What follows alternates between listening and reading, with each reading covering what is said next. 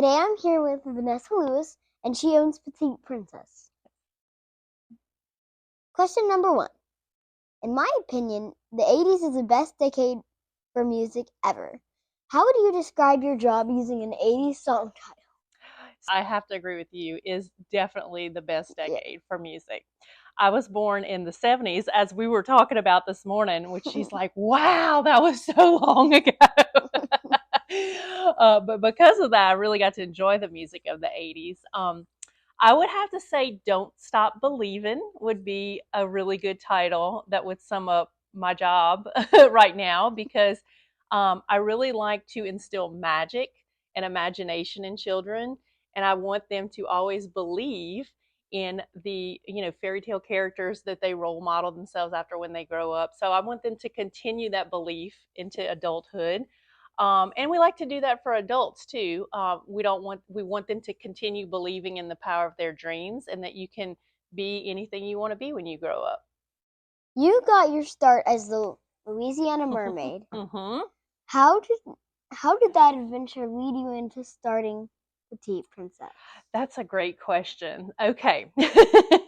So I have always been very much into fairy tale characters, mythological creatures, that sort of Me thing. too. Yeah. So when I was little, I was like super big into the Loch Ness monster and Bigfoot and mermaids and all of this kind of stuff. I like Um, to hide from Wednesday. yeah. Love it. So I had always been kind of obsessed with mermaids. When I got into adulthood, I really had, I guess, more of the creativity and financial freedom to become some of these things. Because when I was little, they weren't selling mermaid tails on Amazon. There was no way to just acquire a mermaid tail. I tried to make my own when I was probably about your age. I had a big blue piece of material my grandma gave me, and I sewed myself into it. Um, but so when I became an adult, I said, you know what, I'm going to fulfill my childhood dream of becoming a mermaid. So I found somebody online in Florida who was making silicone mermaid tails, and he actually had made a tail for Lady Gaga in one of her music videos. She wore a mermaid tail. So his name is the Mer Tailor, and that was my first tail.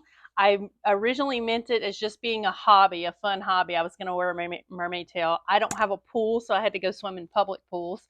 And all of a sudden, it became kind of the talk of the town, the buzz. I had some news crews show up at a few of the public pools I was swimming in, and next thing I know, I'm on the news. The video went viral.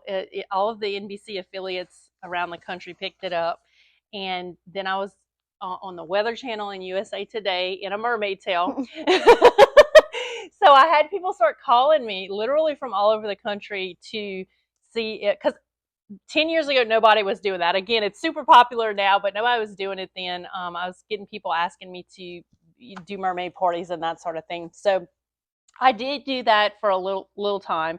I got a contract with Louisiana Tourism to go around schools and daycares in Louisiana in my mermaid tail and teach children about oceans and conservation. So that was super fun. So it was a great experience that I did a couple of years, but I will say it was a very hard schedule to sustain, and my kids were a lot smaller at the time. So at the time, I was also still teaching. I was teaching graphic design at LSU. There was an LSU student who had started a princess company. This all ties together. There was an LSU student at the time when I was teaching who had started a princess company. Her and her friends were doing princess parties on the weekend. I was doing mermaid parties. And when she graduated, she was moving back to Nevada. And I asked her, I said, Reagan, what are you going to do with this princess company? It's really starting to take off. She's like, I don't know. I guess I'll just sell it because I really want to move back home. She's like, do you want to buy it? And I was like, you know what? I'm already in this world of children's entertainment with this mermaid tale. I said, so yeah, let me talk to my husband. 2 weeks later, I got a bank loan, and then I owned a princess company. And that was in 2015 that I bought Petite Princess, and we rebranded it. It was actually called Rent a Princess, and we changed it to Petite Princess. And we started off with 4 or 5 cast members, and now we have over 20 cast members. If you have the costumes here. Mhm. Could you show us? Absolutely. It is, I have all my costumes upstairs. I work completely out of my home because we don't have a facility. And that's something some people are confused about. Like they'll call and say, "Can we book a party at your facility?" I'm like, "No, no, no. We come to you. So you have a party at your home or you rent a place and we come to you." Um, but yeah, we have all the costumes here. It's a little confusing because the room they're in used to be my husband's LSU man cave. So it's all purple and gold. And now there's a bunch of princess stuff thrown in, so it's very chaotic. But yeah, I can show you all of the dresses and wigs and everything. Okay.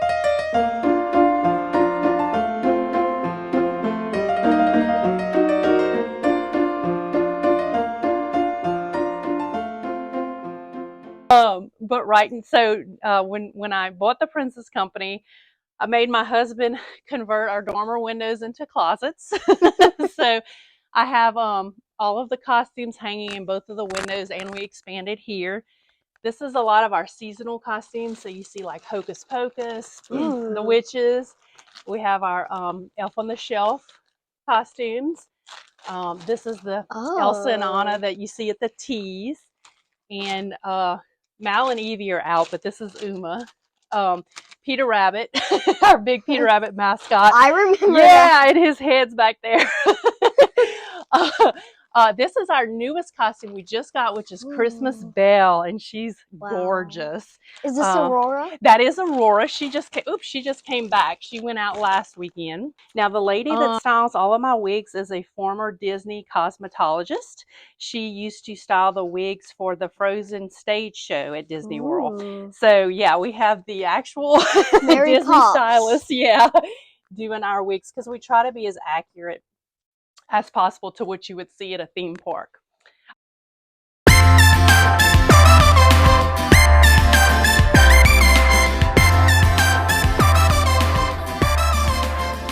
If you weren't making dreams come true on a daily basis, what would your dream job be? I have to say, I have my dream job, truly. I've been asked this question before, and I wake up every day thinking, wow, how did I get so lucky to have a job that I truly look forward to? It's not the job that I went into. Like I was telling your mom earlier, I went through the mass comm school, advertising. I've been a graphic designer for 20 years. The mermaid tail kind of led me down that road just as a hobby, but then I was able to parlay it into a full-time career. I do graphic design still. It's on the back burner now. I just have 3 or 4 clients that I've maintained over the years, but I've cut way back on that so I can focus full-time on my princess job. And I love it because the biggest reward for me is getting to see the smiles on kids' faces at events. They're getting to meet their idols, their the characters that they see in movies and fairy tale books that they love. It gives me chills. It makes me tear up. Even after doing it for 8 years, I still love that moment when the characters come out and the kids' eyes light up. And it's also been very helpful to me as a mom that I've been able to incorporate my kids in my job. Like they can come to the events, they help me put on the events, and it gives me the flexibility to also be home for them during the week. When they come home from school and that sort of thing. I'm more able to set my own schedule than if I had like an out of office job. Okay, this is one of my favorite questions. Okay. What's the craziest thing that's ever happened at one of your events? Oh goodness. Okay. Not too many crazy things happen at events because I'm a huge planner. I try to anticipate any possible thing that could happen, anticipate issues that moms will have or that children will have. And, we're really big on making sure there's security in place and that people know what session they're coming to. So, if I wasn't organized, I guess crazy things could happen, but a big part of this job when you're putting on events is to make sure nothing crazy does happen. I guess a better example I can give you is kind of some crazy things that people have asked for. And one of those is I had someone ask me if I would be able to attain a monkey a live monkey to sing with Jasmine on a party. Who could be like Abu? So I was like, no, ma'am. What do you think makes Louisiana a great place to own a business like yours? Oh, um, I would say that there's definitely this love of things mysterious, charming, nostalgic in Louisiana. We're a state that loves festivals. We love parties. We love getting together. And that's really been beneficial for my business because I'm in a party business. I'm in an event business. And if you think of the one state that loves parties, it is Louisiana. We love Mardi Gras.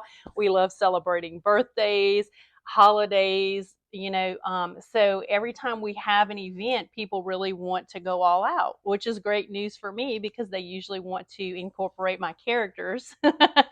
And then when you think of also Louisiana and Mardi Gras, people love to dress up, so they love that, they love when they can incorporate characters that are dressed up in their events. So we're a real fun-loving, laissez-le-bon temps roulette state. Let the good times roll.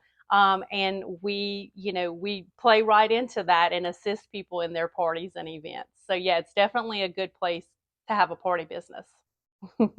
You like that pillow, huh? Bonus question. Yes. Do you think you will ever make more characters? And if you do, Can you say? Yes, we actually do new characters every year. We really pay attention to what trends are, and what we think is going to make money. We don't really, because you don't want to invest in something that you're not going to get a return on that investment. So, for example, this year, we added Barbie because we had the Barbie movie. And that immediately made its money back.